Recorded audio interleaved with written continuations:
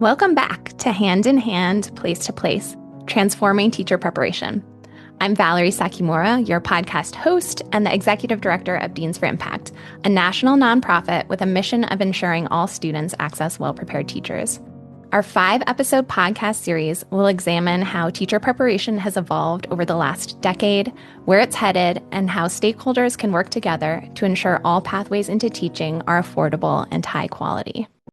PK-12 classrooms are changing fast, from making instructional shifts in literacy and math to leveraging artificial intelligence. But too often, we hear the same critique, that the programs preparing future teachers aren't changing fast enough to meet the demands of these classrooms. And yes, teacher preparation programs absolutely still have work to do. And over the past decade at Deans for Impact, we've witnessed meaningful, sustainable change among the nearly 300 teacher prep programs that we've worked with and the future teachers they're preparing. Today, I'm joined by 3 amazing leaders whose work is deeply intertwined with instructional change efforts in teacher preparation. They're bridging preparation to the realities of PK-12 classrooms, embedding cognitive science principles into teaching practice, and exploring how technology might support better practice and feedback for aspiring teachers. I'm going to ask each of you to say a quick hello and tell us a little bit more about yourselves. I'm Leah Brown, and I'm a faculty member in the secondary education department at the University of Alaska Fairbanks. So I work as a teacher educator for folks wanting to become middle or high school teachers. Hi, I'm Julie Cohen. I'm a faculty member at the University of Virginia, and I'm an elementary teacher educator, and I run a large research lab focused on teacher learning. I am Courtney Bell. I am the Vice President of Research and Innovation at Tennessee SCORE. We're a statewide research and advocacy organization based in Nashville, Tennessee. And the portfolio of work I lead includes work that we call strategic practice, which is essentially just grant-funded work that we do on the ground with K-12 and higher ed partners to generate proof points of what is possible. And that is how I came to know Deans for Impact and work with them on improving teacher preparation. Well, I'm really excited the 3 of you are here. You know, I started my career in education in roles that were more kind of system facing, looking at policies and resources and structures that needed to shift in order to see changes and outcomes for students. And in those roles, what I kept coming back to was that the success of any of those changes, whether it was an amazing policy idea or an amazing curriculum or an amazing new idea about how to design schools, the success of all of those was deeply dependent on what was happening in the interactions between teachers and students every day. And so I came to believe that if we didn't attend to those details of teaching and learning, we'd implement a bunch of structural shifts that went nowhere. And yet, issues of instruction haven't historically gotten as much nuanced discussion in the national conversation as I think they should. So really glad to be able to have that conversation here with you all today and hope it sparks more conversations about instruction and instructional preparedness of teachers. So let's kind of start with what we're aiming for. We often hear people say that the goal of teacher preparation is to get future teachers to be classroom ready. Courtney, I know sometimes we talk about classrooms in the abstract, but a lot of your work has been thinking about, classrooms are very specific and have specific needs. So would love to hear from your perspective how you would define classroom ready. From my perspective, increasingly, I think teachers need to come in with a firm understanding of the research and science around how students learn. That is really important. And I would also say, in Tennessee specifically, we've had some pretty big changes in instruction, specifically in literacy and what our expectations are for students. And so making sure that future teacher candidates are aware of the current expectations of teachers in Tennessee classrooms. So for example, I think prep in our state had often been focused on classroom management, on unit design, on lesson design. And in Tennessee, teachers are expected to use the high quality instructional materials that are provided to them by their school or district. And so it's really important for them to know, what does it mean to do intellectual prep when you're given materials? How do you ensure that you're able to differentiate the materials for the different student needs? How do you understand what student needs are? What data do you need? And so I think just making sure that they understand what they're stepping into and kind of those those core understandings of how kids learn to read and what does good instruction look like feels more important than some of the more rote tasks like lesson design, unit design that we had asked of teachers in the past. Yeah, absolutely. Leah, how would you define what classroom ready means? What's fundamentally important is a focus on relationship building. I think our new teachers need to know how to develop and cultivate positive relationships with their students. And then it's just about having, in my view, just a beginning toolbox with some very specific strategies in mind that help them implement routines that have a safe, efficient learning environment, but also the ability to bring the content to the learner. And Julie, what about for you? So Courtney and Leah did a lot of heavy lifting for me, and I would double down on relationships and understanding how to use curricular resources for sure. I inherited a lesson planning course when I became a faculty member at UVA 12 years ago, and pretty quickly shifted into a focus on what I call being an informed consumer of curricular resources, really trying to orient future teachers around what HQIM look like and how to use them in skillful ways that are aligned with what the developers of those materials intended. So I think that is essential. And also, I think that really expert teaching is so complex and requires such an advanced constellation of knowledge, skills, and beliefs that no matter what we do in teacher prep, we're not going to get people to that place. So when I think about my work as a teacher educator, my North Star is really like, what are the things that are foundational to getting people to that over time? And so for me, there are kind of three core ideas. One is that all kids can reach ambitious learning goals. And that is true across the board. That I think to enter classrooms, teachers need to believe that at a very fundamental level. And then second, they need to see themselves as centrally responsible for helping kids meet those goals, that the locus of control is with them.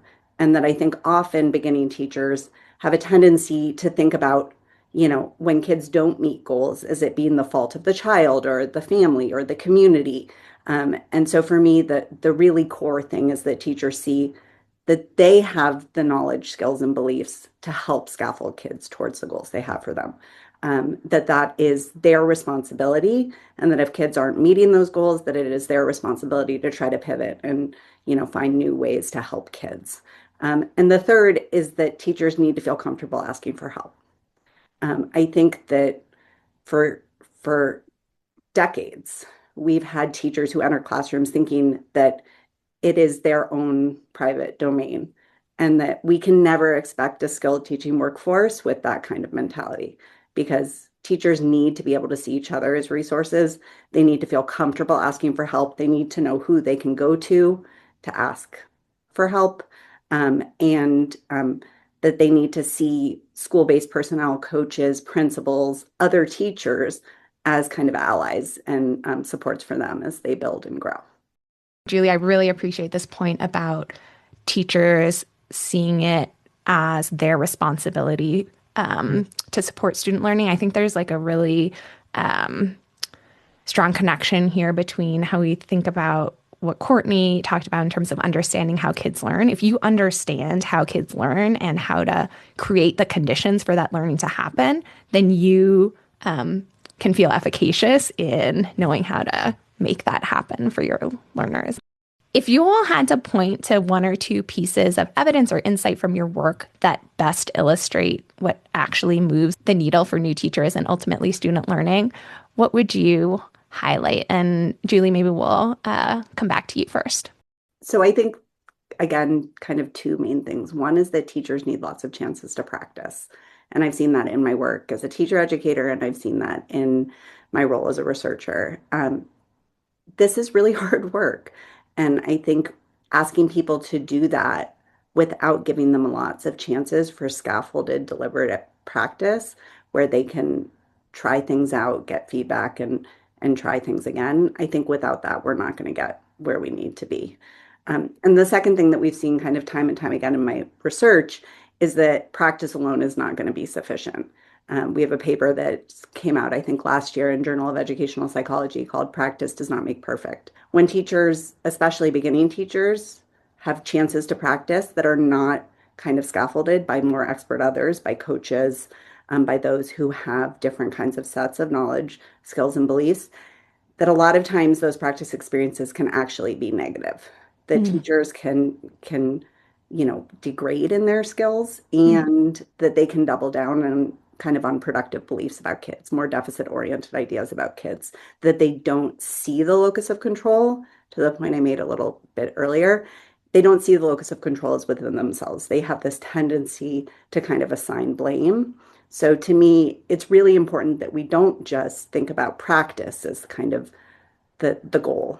I really appreciate you raising this, Julie, because I think the idea that beginning teachers need practice has definitely become more mainstream over the last decade. And sometimes I don't know that this second piece is as kind of thoroughly attached to the idea of more practice in the ways that it needs to be. So I appreciate you naming that. A little additional layer I'll add, I think having teachers who understand high quality instructional materials and how they should be used and prepared. I have gone into classrooms where I've seen a teacher who's on day 3 doing very effective instruction because they were given the resources that they needed to be effective and the preparation protocols to allow them to stand in front of a room of kids. Even if they're not perfect, they're proficient on that first day. And I think that when I think back to my first year of teaching was certainly not the case for me. So I think that is something like giving them a strong foundation of resources and not expecting them to be able to be instructional designers and all of that on day 1 and letting them just focus on the art and science of teaching, I think is huge. And then I would also double click on Julie's point around practice. You alluded, Val, to our focus on specificity. And so we facilitate a network of educator preparation programs and their district partners where we've been trying to help them align on their vision for excellent literacy instruction. And one of the things that we found is that candidates didn't have enough opportunities for authentic practice in that subject area before they were entering the classroom. So they would have student teaching placements, but it was often kind of a check the box experience. And so we made a purposeful effort to pair student teachers with teachers in K2 literacy so that they would enter the classroom 3 years later, having had experiences teaching foundational skills lessons, teaching knowledge building lessons. And that was just not true in the past. And so building practice opportunities where teachers are able to like go in and teach with a specific goal of like, we're going to learn how you teach a foundational skills lesson. And you're going to be getting feedback from one of the teachers in the school who is the best at doing that has been really powerful. And building in those practice opportunities earlier in a teacher's career where it may be just a field experience rather than a full semester long clinical, but they're going in once a week, but they're going in with purpose and with focus and getting feedback on that practice. I Can I love just that. can I Yeah. jump in on Yeah. something Courtney Yeah. said because it sparked something for me. So I just wanted to say that I think that especially when we're thinking about the preparation of elementary teachers, that preparing people to use HQIM is absolutely essential. Because elementary teachers are generalists, and I'm going to be curious to hear Leah's thoughts on this because she's working with secondary candidates, and I think it's a different terrain when we think about secondary teachers and the materials that they have available to them. But I think at the elementary level, you are so much likelier to see skilled teaching day 1, year 1, if teachers are working with strong materials and know how to use them well. Yeah.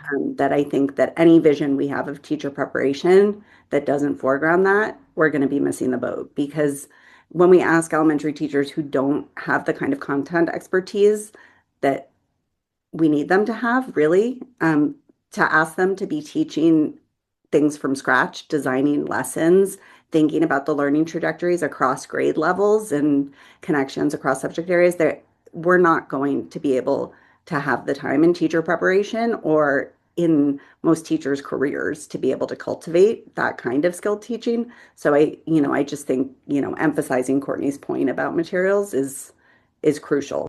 I think it is a big cultural shift within teacher preparation programs for many teacher preparation programs to think about preparing teachers around specific materials instead of, as Courtney talked about, kind of lesson designing or lesson planning from scratch.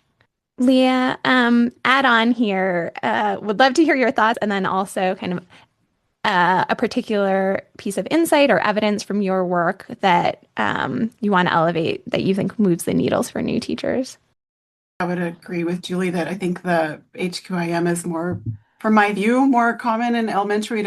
We see it some in secondary for sure, and definitely in some contents more than others. And it is really varied. And when I think about my group of interns, I have some who are having to design from scratch, and it really does put them back from the starting line in the ways that you've described. And then some who have HQI materials available.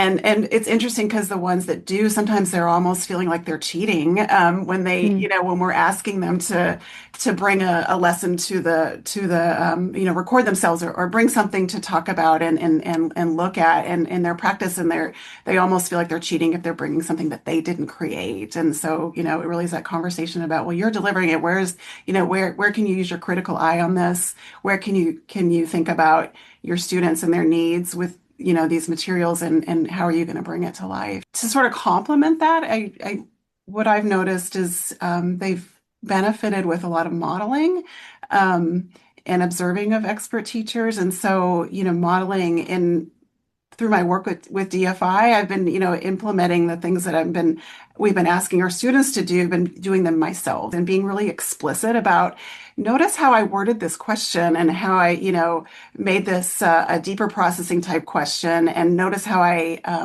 delivered it to you in such a way that everybody had think time. So I would always sort of step out of the teaching moment and describe what I was doing and why. And I know I have a student that used to say, "Oh, Dr. Brown's going meta again," whenever I would do that. But I think that really helped them see, from their being students of the learning science, so that they can then teach it themselves. But the other thing that has been helpful is co-observing expert teachers in the field. I think sometimes when our candidates are observing their mentor teachers or other experts, those experts are so good at what they do that some of their moves are invisible, or their thinking is invisible, and they don't always know how they get to this place where the teaching is just really alive and effective. And so I've done some co-observations. And so, we watch it together, and then we can talk about, and then we bring in the person we're observing and talk about, why did you do what you did? Like, how did you get to this point? And explain your thinking and the question you asked and that move that you made. Because sometimes I think a lot of that, because they're such beginners, a lot of that sometimes is really invisible to them. So that's really helped. Yeah, I'm struck by the how the role of experts in what each of you talked about is so critical, right?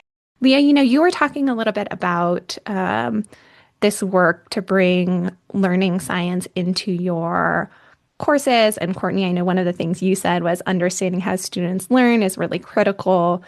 In our first podcast episode, we talked a little bit about a report that actually Deans for Impact's very first report we put out, The Science of Learning, which translates principles of cognitive science into practical applications for teaching practice.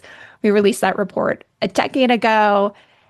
It continues to get a ton of traction, I think, because it's quite accessible for educators who may not have access to some of the kind of research papers that some of these ideas come from. Leah, you've been working with DFI over the years to really embed some of those insights from cognitive science research into the preparation of teachers at University of Alaska Fairbanks. Can you talk more about what that's looked like with faculty and candidates and what outcomes you've seen from that? Yeah, it's been very impactful work for our program, for sure. And it's, started with, for faculty, very deep professional learning, so that we had a common understanding and developed a common language around the principles of learning science and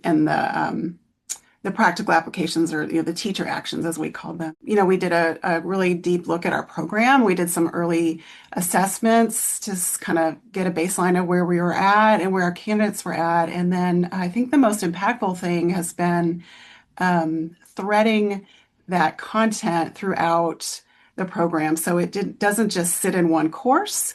So it's not a one and done, here's a topic, then they take another course and move on to the next topic. But, pieces of it are threaded throughout from the very first introduction to ed class they take all the way to their internship where they're doing, practices with coaching and feedback cycles on the teacher actions that leverage learning science. And I mentioned earlier, I've folded it into my own teaching. I've been using, and the other faculty in the program have as well, using those principles to enhance the ways that we teach our students, both for learning and for modeling, as I mentioned before. But yeah, we've seen several shifts in our candidates. A lot of things come to mind, but one specific thing is definitely when we look at sort of their end of the year performance assessment. We look at some of the teaching videos they present for coaching.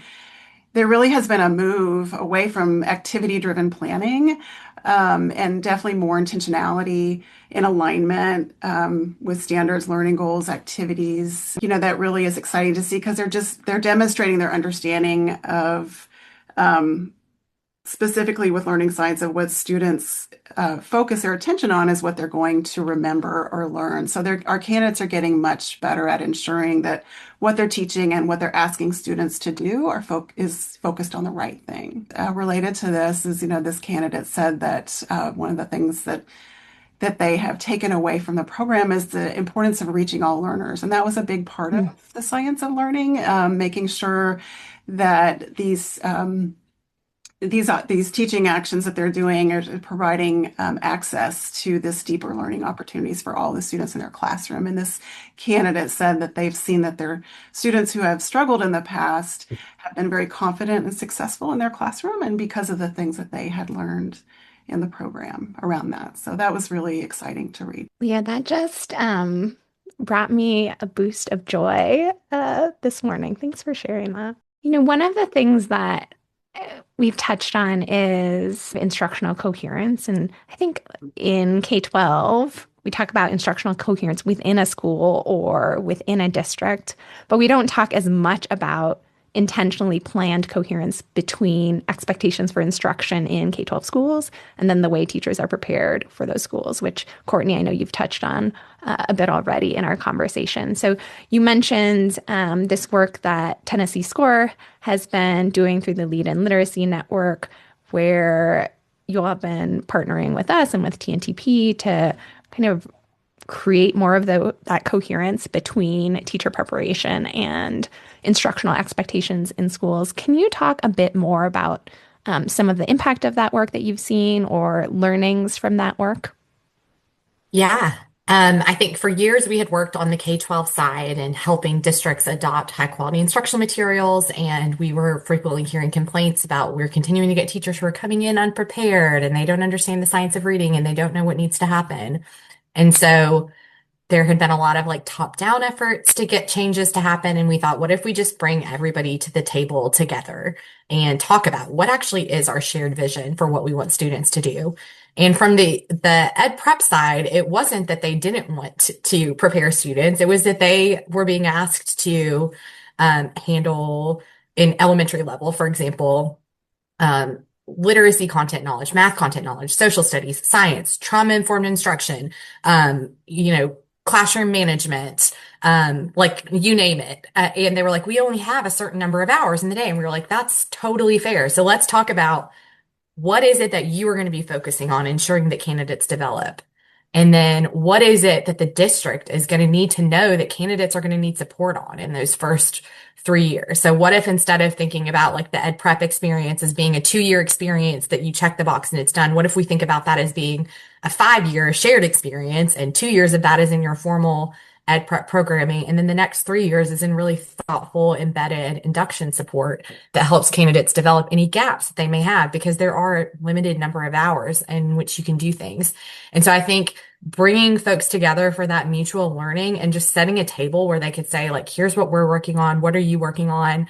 Seeing faculty members shoulder to shoulder with a district supervisor saying, like, here's actually where you access the materials that we use in our classrooms. And here's where you find the teacher guide. Here's where you find the remediation guide for students who may be struggling.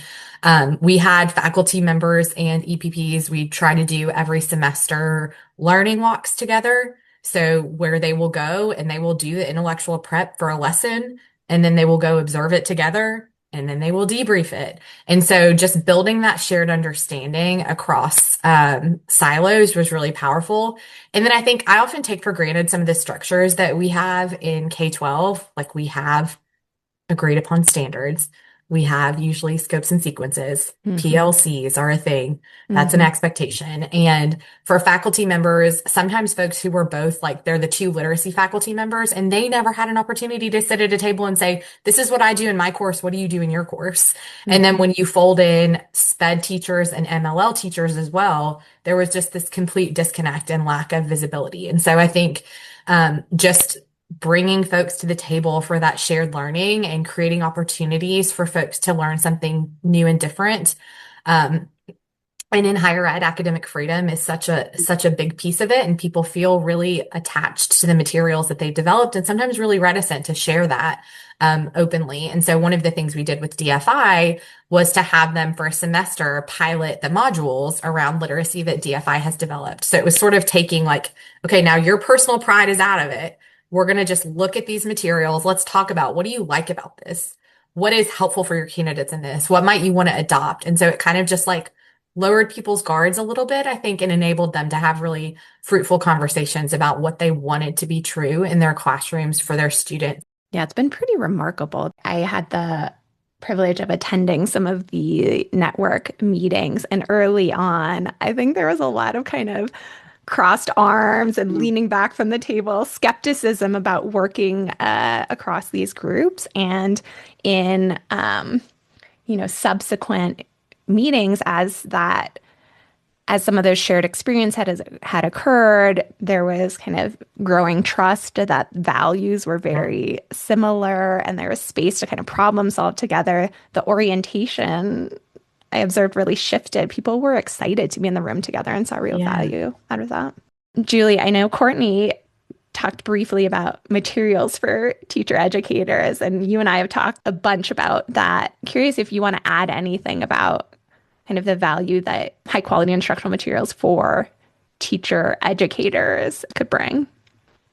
Yeah, thank you for bringing it up. I was going to chime in because to me, we don't provide teacher educators with many materials at all. And when we think about how helpful HQIM have been in the K-12 space, I think that HQIM for teacher educators could be equally powerful in higher ed.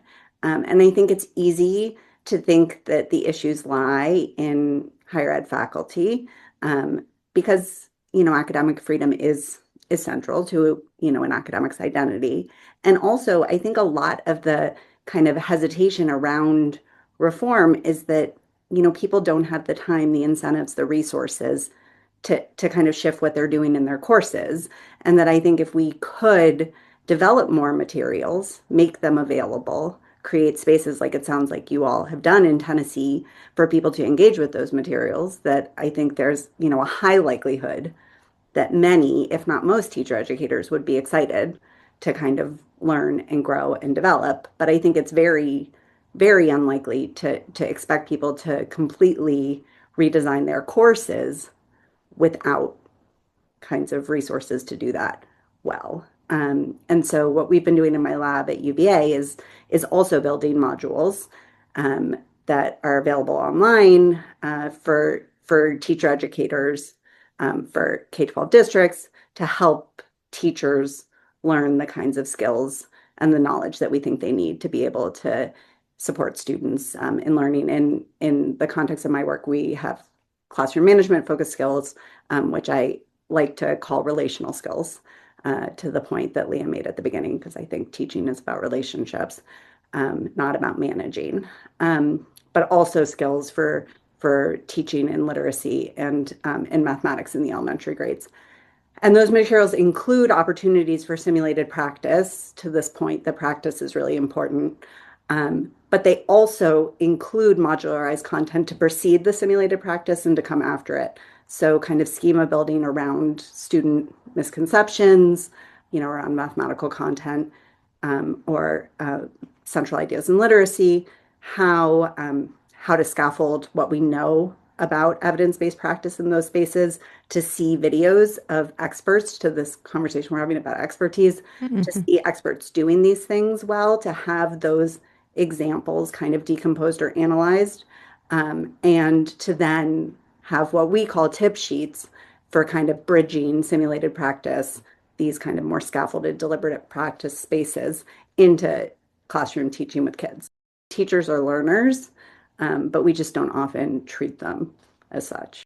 For many teacher educators, as you named, they want to be doing some of these things and incorporating them into their practice and may not have the time or um, the resources to do that kind of full revamp of a course. And so providing some resources in order to get people started is really, really powerful.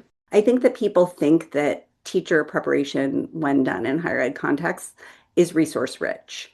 Um, and I think it's important to name that it's often not. That teacher ed programs, are resource constrained in really important ways. That university-based teacher educators are not compensated, very well, especially considering that people have PhDs for the work that they do.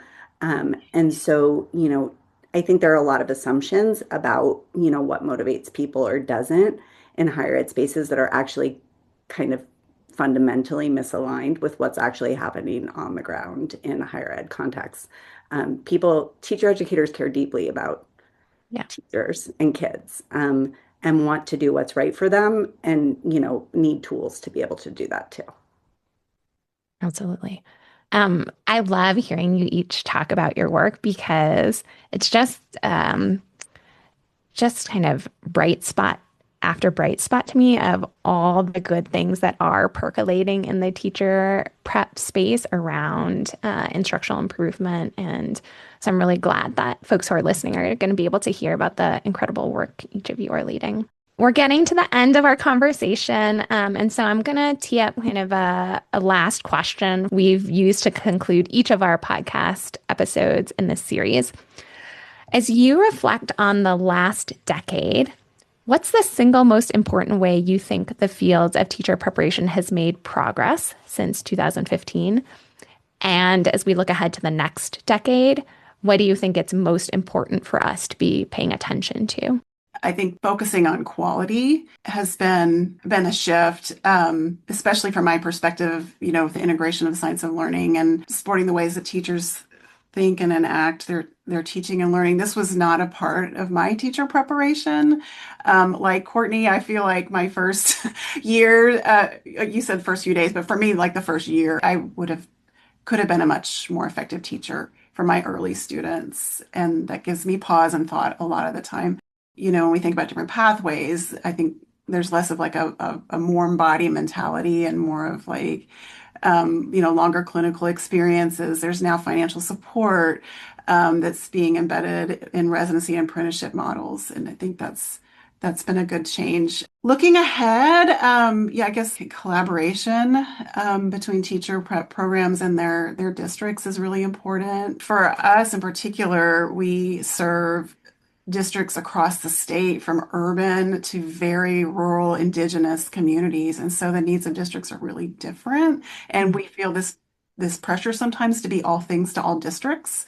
And it's not possible. And so that really does make that collaboration important. Like broadly, what should we be doing? And then for specific district needs, where is those more micro collaborations needed? Such a good point, Leah, because this is a challenge we hear from many teacher preparation programs, right? They want to have these meaningful partnerships with districts and aligned instructional vision. And that's really challenging when you're partnering with 50 districts. And so, like, trying to get a clear sense of how to do that in practice when you have 50 district partners seems like a really good challenge for us to be working on over the next 10 years. So I think the fact that we all kind of coalesced around this idea that practice is important, to me, that is Yeah. a testament to the progress that we've made in the last decade, and in part because of the excellent research that's been done to sort of show the importance of a strong mentor. A lot of that work's been done in Tennessee. So, being able to do that work in partnership with states, to have strong research collaborations that allow us to build evidence about what works for teacher skill development.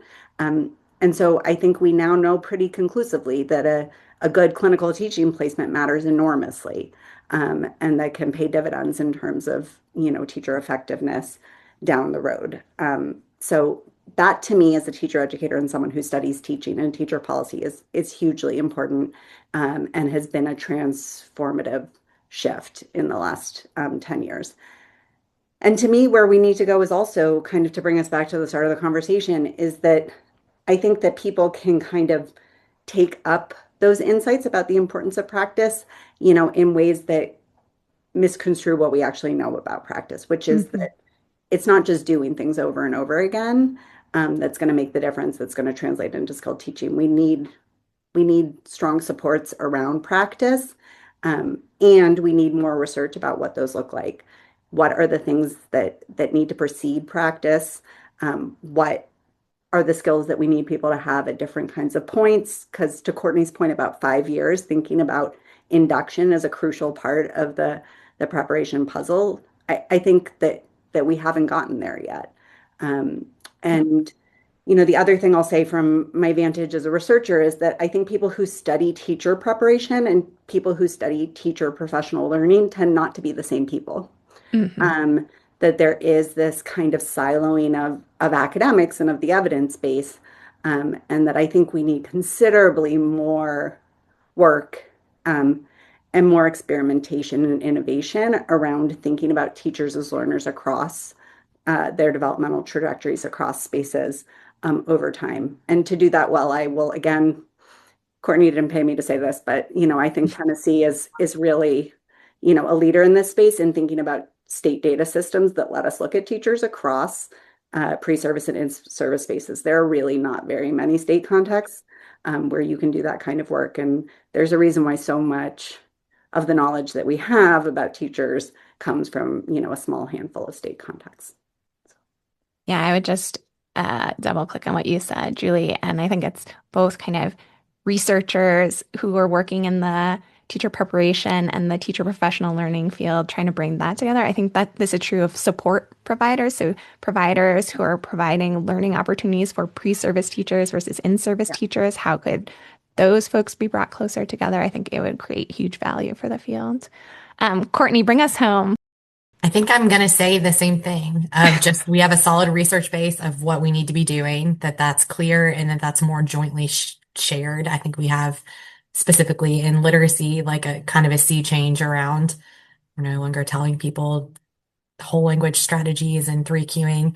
And so I think that's powerful. And then also just the emphasis on clinical. We have one of the programs in our state has a full year long residency. So just an acknowledgement that teachers need more supported, structured practice under an expert to allow them to be successful, just like many other professional fields do. So I think those are both exciting advancements.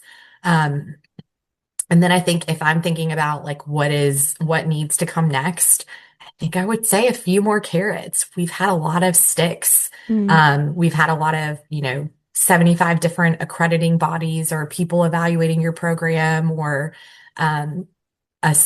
layering on different assessments that don't actually have any correlation with teacher success in the classroom to feel like we're checking a box on yes, teachers are definitively prepared.